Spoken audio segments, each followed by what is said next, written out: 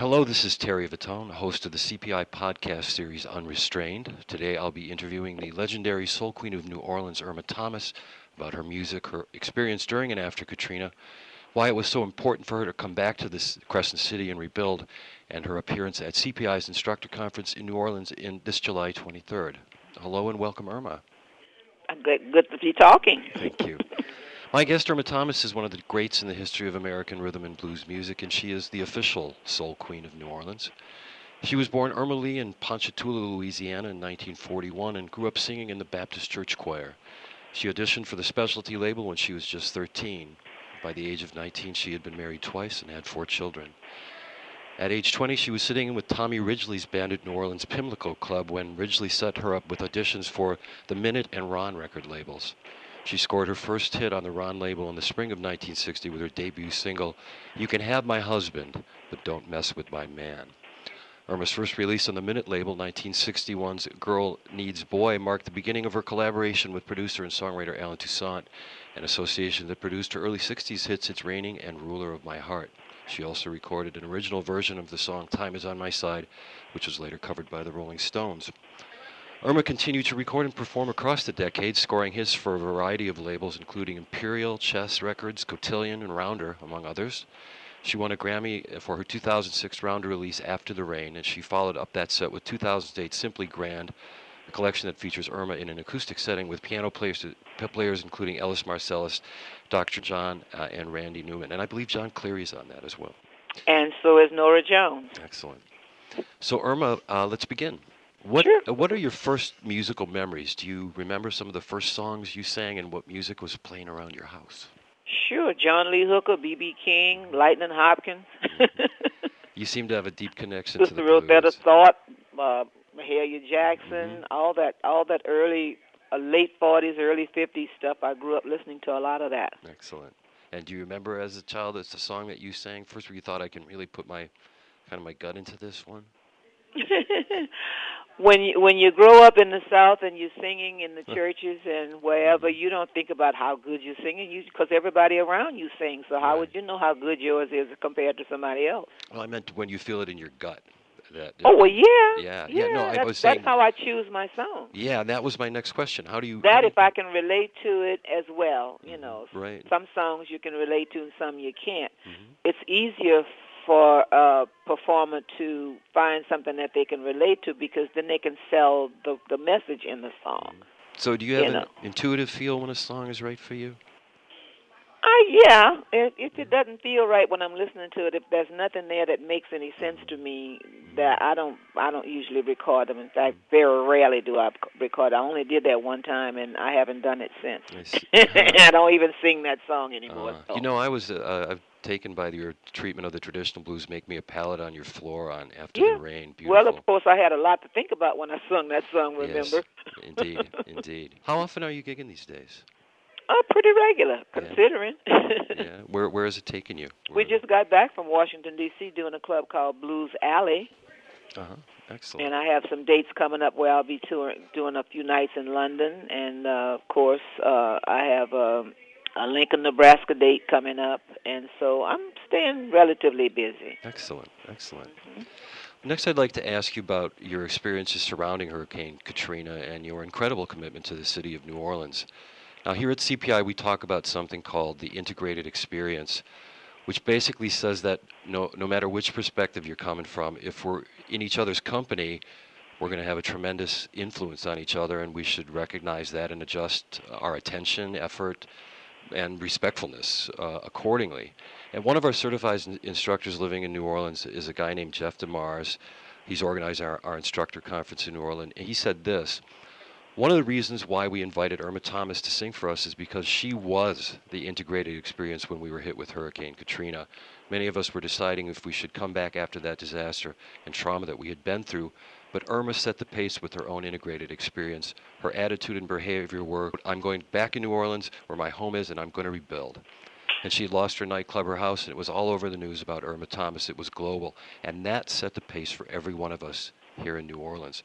So, Irma, could you speak to your return after Katrina? I mean, why was it so necessary to return and rebuild? Because the optimum word here is home. H-O-M-E. home. Mm-hmm. And it's kind of hard for a lot of people to grasp that. It never occurred to me to even consider living somewhere else, because I was just determined. I mean, I had no foresight as to whether or not the water was going to ever go away. I just felt that it would. Mm-hmm. And this is where I wanted to be when the water left. This is where I wanted to be, back where I'm accustomed to being and where I felt comfortable and nourished. Well said. So now, is the Lion's Den pub, that was on Gravure, I believe. Gravure and Broad, yeah. Yeah. South Broad, have yeah. you reopened, or do you? No, we didn't. Oh, okay. Because at the time when we did get back into the city to be able to see what had happened and how much damage had been done, even if we had considered opening it back up again, the people who we had working for us were all scattered all about, and the influx of folk who were coming in had no clue as to how to run a club here in the city. And plus, like you said, everyone was concerned about my whereabouts, and once they found out where I was, I must have been on the road continuously every month for the first 5 or 6 months after Katrina. So, you can't run a club and then be on the road. No. So my husband and I decided, you know what, maybe it's time. We just let it go. Right. I read that you were actually performing in Texas when the hurricane I was hit. That must in have Austin been, yeah. Mm-hmm. You must have felt so displaced.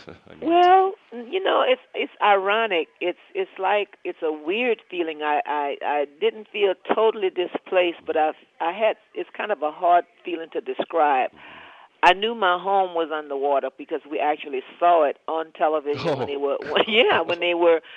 were doing the news media was doing a flyover in a helicopter, and of course they didn't know the geography of New Orleans, so they were calling New Orleans East Chalmette, which Chalmette is another 6 or 7 or 8 miles further east of where we live. And when they were doing the flyover, since I knew the geography, I spotted my house right in the middle of wherever they were. They were flying over the canal where the Mr. Go area was. Right. They were flying over that area, and I told my husband, I said, honey, come see. You can see our house. And at the time we were looking at it, the water was up to the eaves outside. We had no clue how much water was inside, but we figured if it was up to the eaves outside, it had to be at least halfway the walls on the inside. And true enough, it did come up as much as about right close to 6 or 7 feet on the inside, which was almost to the ceiling. Oh my God! I read also that when you came home and saw your belongings, there was a sense of return for you, even though it of course had been. Yeah, I never gave up on the city in terms of planning where else I was going to live and where I was going to go. That never occurred to me. Now, maybe if I was a parent who still had kids, for whatever reason, I may have made a decision to get them somewhere to get them back in school in a hurry. But since my kids, I have grandkids and great-grandkids, I didn't have that responsibility. But even with that, I would not have considered moving away on a permanent basis, because we did wind up purchasing a home in Gonzales, Louisiana, when we finally got a chance to get back to the state to see what was going on. My husband and I, we had to make a quick decision. We bought a house that we're really not totally happy with, but we had to live somewhere, because everybody out there who had relatives who lived here in New Orleans, they had people living with them. And, I mean, you had occasions where they had as much as 20 people living in a 2 or 3 bedroom home, and, they were just trying to make adjustments to help people out in a real tight squeeze. And, of course, FEMA didn't kick in to start helping people with hotel fees until a couple of weeks or so later, so people were running out of money. And, I mean, a lot of things was going on to be discouraging, but we never lost faith. So my husband and I went on and purchased a little bitty home in Gonzales. It cost us almost twice as much as the one we had in New Orleans. But, when you're dealing with people who can see an opportunistic, and that price was, of course, not a few thousand, but like maybe $20,000 or $30,000 more than we would have paid for it under normal circumstances. So you had to live somewhere, and we were getting offers for interviews and what have you. So so that the price was to exploit the people who had been displaced by the hurricane. Well, the only thing you can relate it to, because we had looked at homes in that same subdivision, and the houses was going like 110 max most that you would pay for it, and when we needed a home, we wound up paying close to $140,000 for that same 1,650 square foot home. Well, New Orleans gain is Gonzalez is lost then, I Yeah, I mean, suppose. we paid so much for it, we decided to just keep it. What the hell? Well, Well, he has relatives out there, so rather than having to check in a hotel or something like that, we decided to just keep the house, and we go out there at least a couple of times a month and mhm, check on the property and visit with his relatives and what have you. And friends, we have a few friends we've developed out there, so mhm. it wasn't a total loss. It's just that, yeah, opportunistic people took advantage of folk who were in need of situations, and that was not just one; it was everybody who saw a quick dollar in hand. So Well, that certainly is different than what we're celebrating at our instructor conference, which is the integrated experience and well, respect. I'm And glad I'm home. yeah, I bet. There you go. And I was persistent on being home. Everyone who interviewed me, because like I said, we had to find somewhere to be interviewed. We didn't want to impose upon relatives because we were with relatives until we found the place. Everybody asked me, well, why do you want to go back to New Orleans? And I kept restating, it's home. Do you understand what home means to a person? Don't you have a home that you have a great love for, that's your comfort zone, what you feel good in? And they say, yeah. I said, well, don't you understand why I'm going back to New Orleans? It's home. It's where I got my roots planted. It's where I got my start. there you go. It's home. Hmm. I moved away and lived 6 years somewhere else and came back because it's home. That's great. Now, I hear that you plan to perform two numbers at our conference. Could you tell us about the songs you plan to perform? I have no idea because I haven't decided on what I was going to say. Okay, all right. Well, that will be a surprise then, and a delightful one for people. That's always at the artist's discretion, right? Yes. All right. And so when you're at home relaxing, who do you listen to these days? I'm a TV addict. You I are? like game shows. Oh yeah. In fact, as we're talking, I'm looking at Pyramid right now. All right. All right. Is it the $20,000 pier? Is that like did they It's an updated version of Pyramid. That's what it was originally, but now they've changed some rules, and the money's a little different. But I mean, nevertheless, it's fun to watch. And I'm a Sure. Jeopardy addict. I'm a CSI addict. So Because, when you do music constantly, unless I have to learn a new song or something, I honestly just get away from it. Even my own material, I just try to get away from it so it can be fresh each time I do it. That makes sense. Totally. Boy, I've really enjoyed going back and listening to the songs again. That beautiful song that was the flip of is it called Cry On? Yeah, we've been debating that for years. Like, what was on the other side? I thought I did my part was on the flip side of Cry On, but it may have been because back then they would do that. In fact, oftentimes they would release Cry On, and then the DJs would turn it over and prefer the B side as opposed to the A side. So, I was fortunate that during that time when those songs came out, I had about 4 or 5 songs in the top 10 on the local radio. I don't know how it was around the country, but on the local radio stations, I had It's Raining, I had Cry On, I Did My Part, I had Two Winters Long.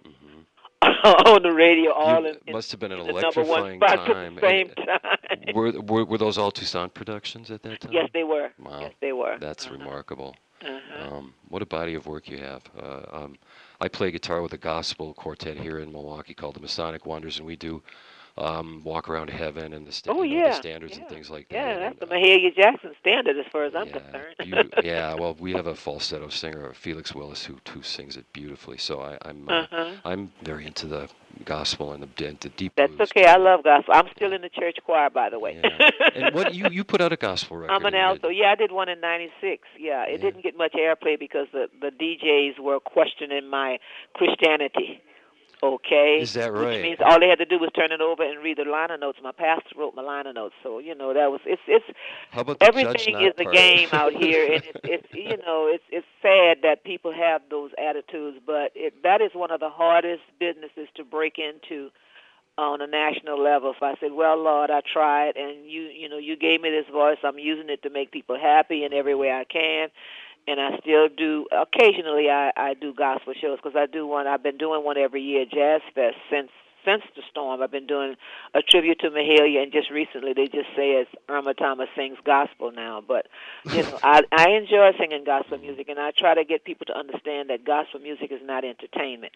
And they seem to get their wires kind of crossed up on that. But I still keep plugging away at it no matter what. I just don't do it. I don't do it when I'm singing R&B, though. As long as I get the respect for what it is, I'm okay with what you know. Everybody has his own opinion about it. I just didn't feel that gospel music is something that should be as entertainment. It should be for what it is. It's prayer set to music, and it should be taken seriously.